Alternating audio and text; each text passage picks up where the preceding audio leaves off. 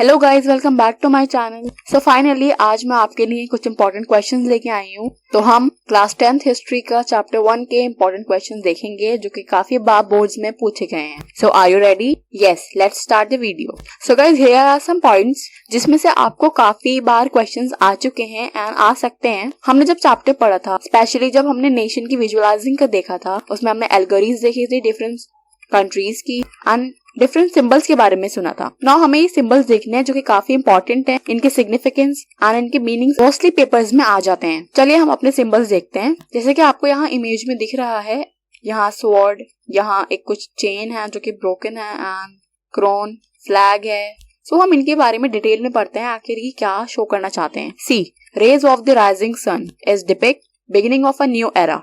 ये जो रेज हमारी सन की निकल रही है, ये क्या डिपिक्ट कर रही है, क्या शो कर रही है? इनका मीनिंग है बिगिनिंग ऑफ न्यू एरा, मतलब अब हमारी कंट्री में एक नया एरा आएगा, नया काल, नया समय, इसकी एक नई शुरुआत होगी। बेसिकली जो पुराना ईयर था या पुराना हमारा टाइम पीरियड था जो काफी ज्यादा हार्डशिप में गया है, इसके बाद अब हमारा एक नया एरा स्टार्ट होगा जिसमें सारी चीजें अच्छी होंगी, सारी चीजें पॉजिटिव होंगी। सो यही इसका मीनिंग है। मैं आपको थोड़ा सा डीपली बता रही हूँ, अदरवाइज आपको जस्ट इसको याद रखने की जरूरत है, beginning of new era. Next one is broken chain. यहाँ हमें ब्रोकन चेन दिख रही है।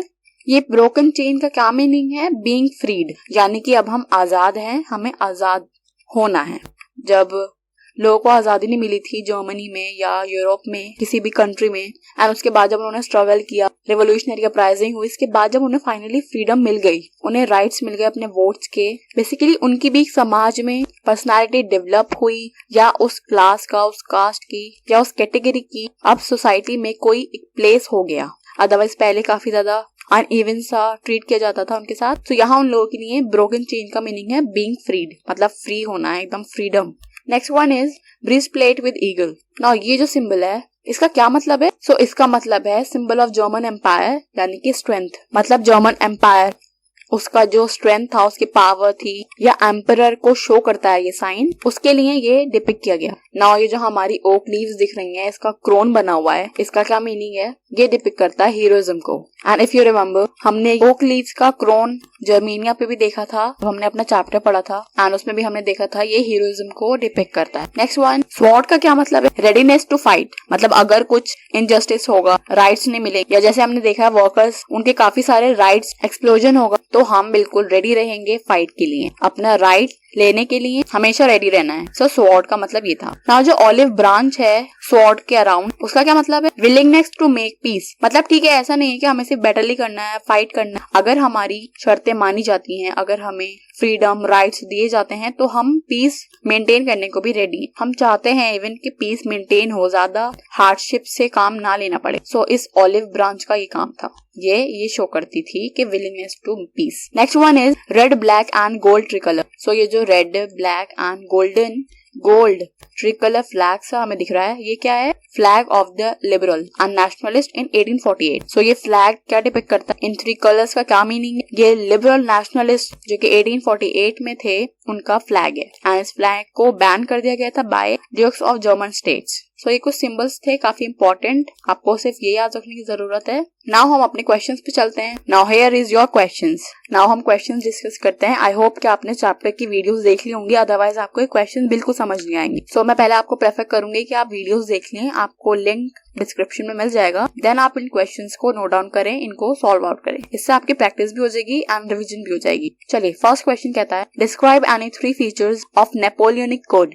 जैसे कि हमने नेपोलियनिक कोड पढ़ा था चैप्टर्स में, फ्रांस रिवॉल्यूशन, उसके बाद रिपब्लिक आई, देन उसके बाद अगेन मोनार्की सेटअप हो गई, नेपोलियन आ गए। लेकिन उनकी जो मोनार्की थी वो थोड़ी सी डिफरेंट थी as compare to normal monarchy, normal kingdom empire. So इन्होंने जो चेंजेस लाए थे ये एंड रिफॉर्म या कुछ एडिशन, सो जितने भी वो काम हुए थे इनके टाइम में, वो नेपोलियनिक कोड में आते हैं। It is easy question. Next question, what was the causes of Silesian weavers uprising. Again हमने चैप्टर में पढ़ा था जब यूरोप में कैसा टाइम आया था, फूड शॉर्टेज बहुत ज्यादा बढ़ गई थी, पॉपुलेशन भी बहुत ज्यादा इंक्रीज हो गई थी, वर्कर्स को कम वेजेस मिलते थे। जो साइलेजियन वीवर्स थे उनके साथ क्या हुआ था आप जानते हैं, उनको पेमेंट का प्रॉमिस किया था बट उनको पेमेंट नहीं दिया गया था जब इन्होंने काम कर दिया। तो इसी वजह से इन्होंने अपराइजिंग किया, रिवोल्यूशन स्टार्ट कर दिया, रिवोल्ट स्टार्ट कर दिया। किसके अगेंस्ट? आई होप आपको याद है, अभी भी हमने चैप्टर में पढ़ा था, कॉन्ट्रैक्टर के अगेंस्ट। ऑलराइट, सो यही सारी पॉइंट्स इस क्वेश्चन में आएंगे।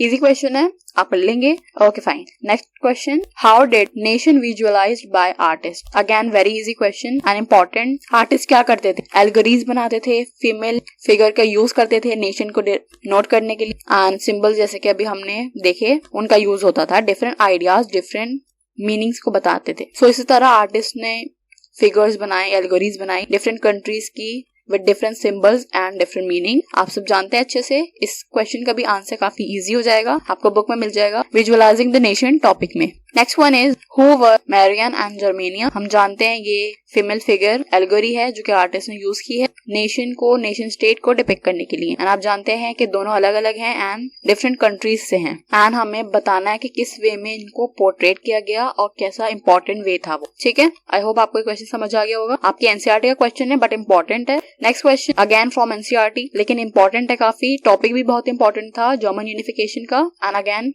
I am telling you, German unification बहुत ज्यादा इंपॉर्टेंट है एग्जाम में। या तो जर्मन या इटाली या ब्रिटेन, इनके यूनिफिकेशन या इनका इंडिपेंडेंट स्टेट कैसे बने ये आ जाता है। सो आप ये 2-3 क्वेश्चंस एंड टॉपिक्स देख लेना। थोड़ा ब्रीफ क्वेश्चन होगा, प्रोसेस ऑफ जर्मन यूनिफिकेशन हमें पूरा ब्रीफली बताना है। अराउंड 3 to 5 मार्क्स के क्वेश्चन हो जाएगा।